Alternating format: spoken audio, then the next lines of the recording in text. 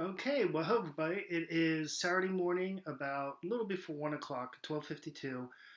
Just wanted to check in. I got a few emails from students, specifically about the upcoming assignments, the job analysis, and the labor market survey.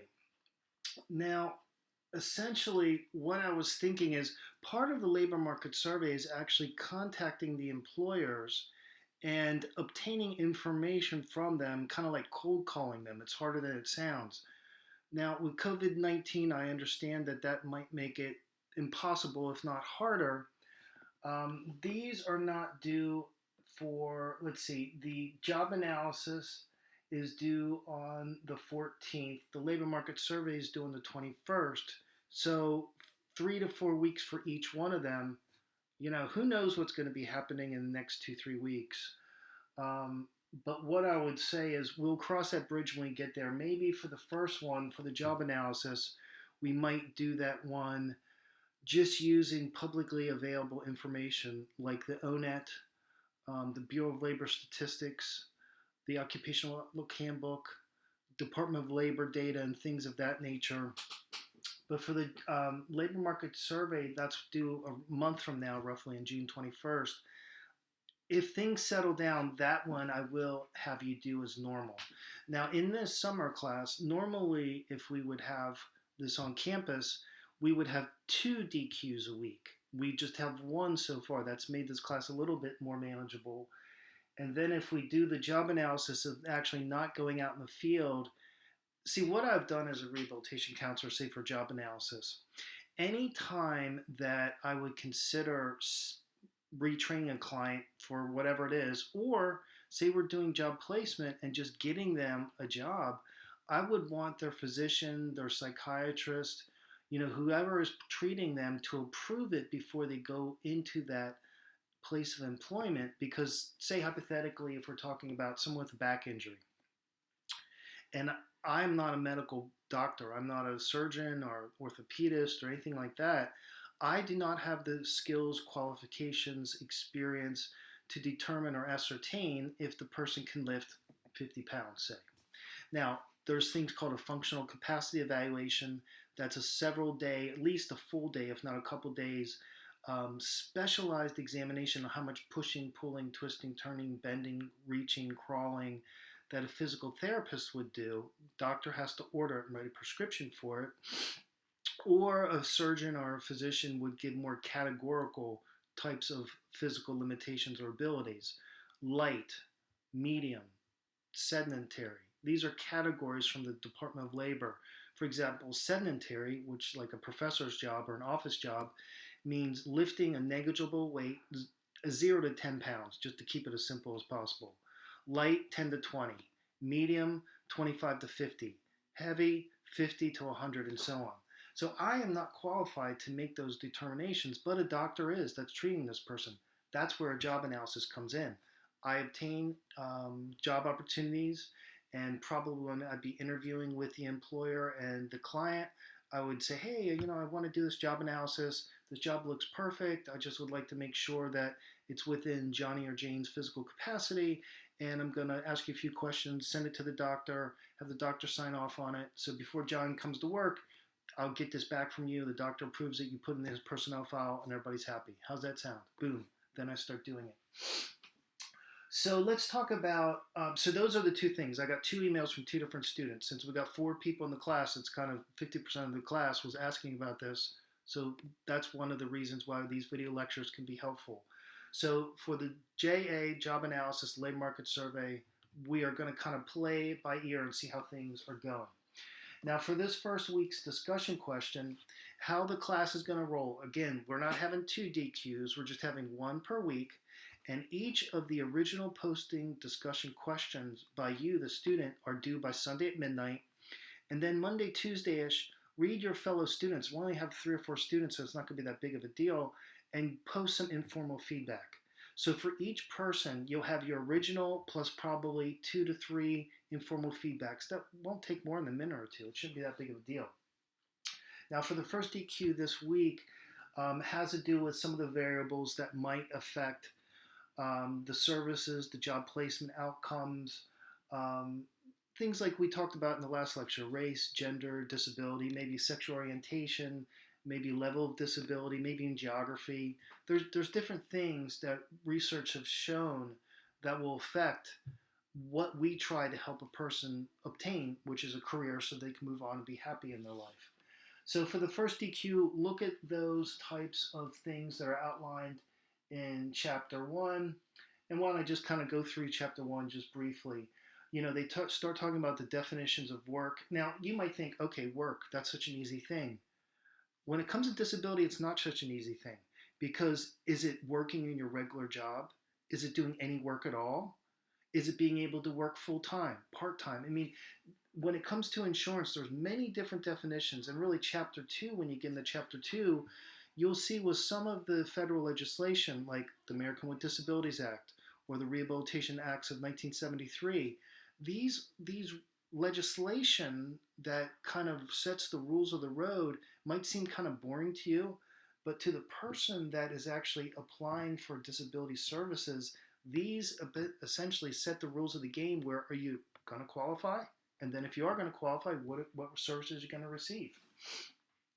The meaning of work, I mean, honestly, one thing that I've seen in my work as a rehabilitation counselor, I've had clients that have been in therapy for years. And many times after I assist the person getting back to work, I'll get a call from the therapist or psychiatrist, be like, what happened? They stopped coming. They said they're feeling better. And you know what happened? They went back to work.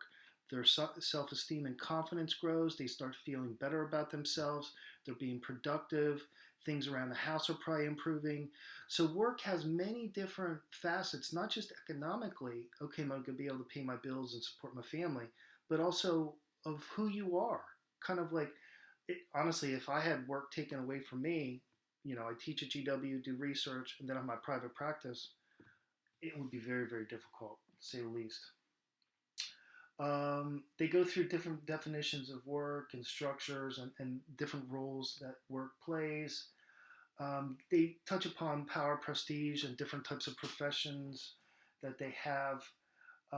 Now, really getting into page 8 and on, where we talk about the psychological aspects of work, that's really where it affects your personality, your quality of life, your happiness, maybe your irritability or fighting with the wife, maybe substance abuse issues if you're very unhappy with your work, and so on. Stress can make any condition worse. So, for example, if I'm working with someone, say like veterans with PTSD, I probably would not want to put them into a sales high pressure job because that stress is just not going to be good for them. Now, job satisfaction, I've done a lot of research along these lines because theoretically, if you look at like John Holland and his theory of congruence, what it essentially says is that people have different abilities, skills, motivations, strengths, weaknesses, and so on, and that each of us are better fitted for some jobs than others. Like, for example, my first job out of college, my undergrad was double major economics and business administration, was selling stocks and bonds and stuff, and I hated it, and it just didn't fit my personality, and I didn't like it, and I was not very satisfied. And that's kind of how I got into rehabilitation counseling. Is that was our family business, doing all the vocational rehabilitation for Johns Hopkins University Hospital, and that's kind of how I got involved in all this stuff. Then we get into, like on page 12, the variables of disability, gender, race, culture, and work. That's probably where you're going to get a lot of your information from the discussion question that you'll write up. And as we write our DQs, in the beginning, I'll be gentle and forgiving.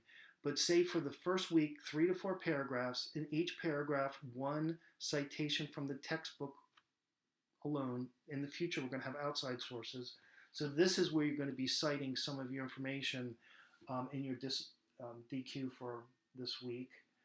I've done a lot of gender, for example. I've done a lot of salary surveys recently of what private rehabilitation counselors make helping people with disabilities. We all know that gender, say male, female, affects what an individual will earn. And then if you want to make it more complex, if you have not just race, what about gender and race? So I'm an African American female, then what these surveys show is male to female, if we're just looking at one variable, it's about 80 cents on the dollar, give or take. If we throw in gender and race, Asian American females make about 90 cents on the dollar. Caucasian females, somewhere 82, 80, somewhere in there. And then depending on the study, African American and Hispanic or Latino females are like in the 70s and 60s, depending on the study. Now, if you want to throw a third variable, disability, in there, you can imagine how that affects. A lot of the research that I've done shows that unfortunately women do take a hit when it comes to earning capacity versus men.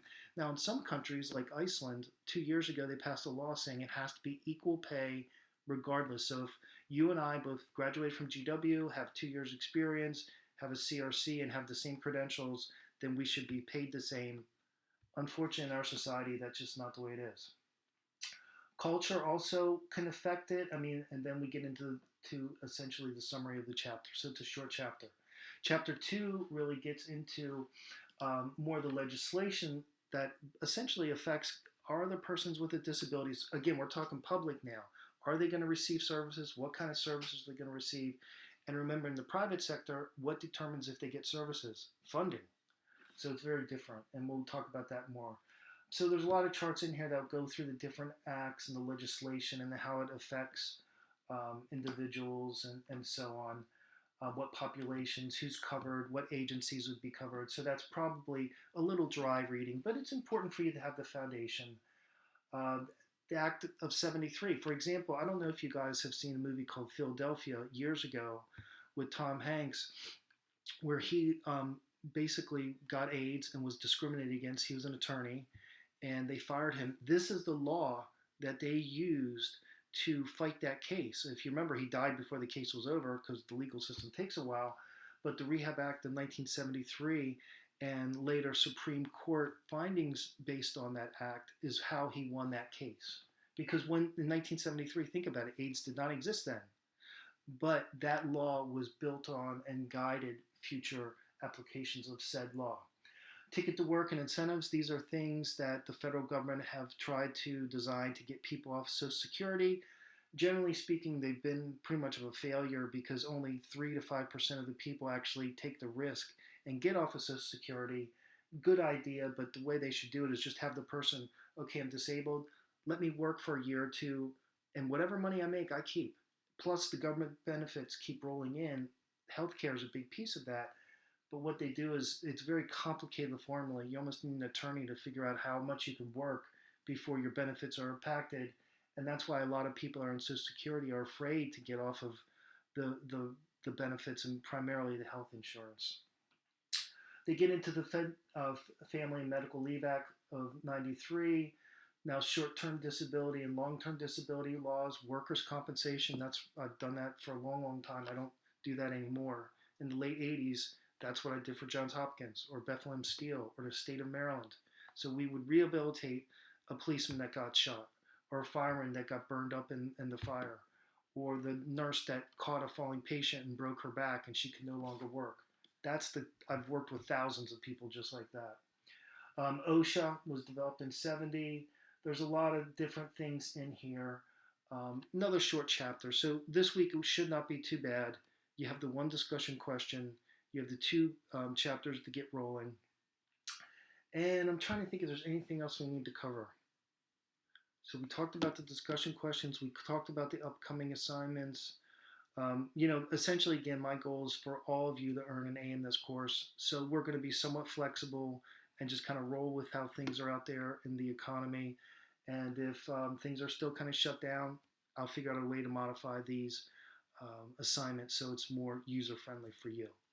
So I think that's pretty good. I will post the next video lecture probably like Tuesday, Wednesday, something like that. Give the chance for the discussion questions to come in and then for your feedback to other students. Take a look at those and then I'll tape another video lecture going through all that stuff and then the reading assignments for the following week. So without any further ado, I hope you guys have a great weekend. If you need something, shoot me an email and I'll talk to you guys soon. Take care.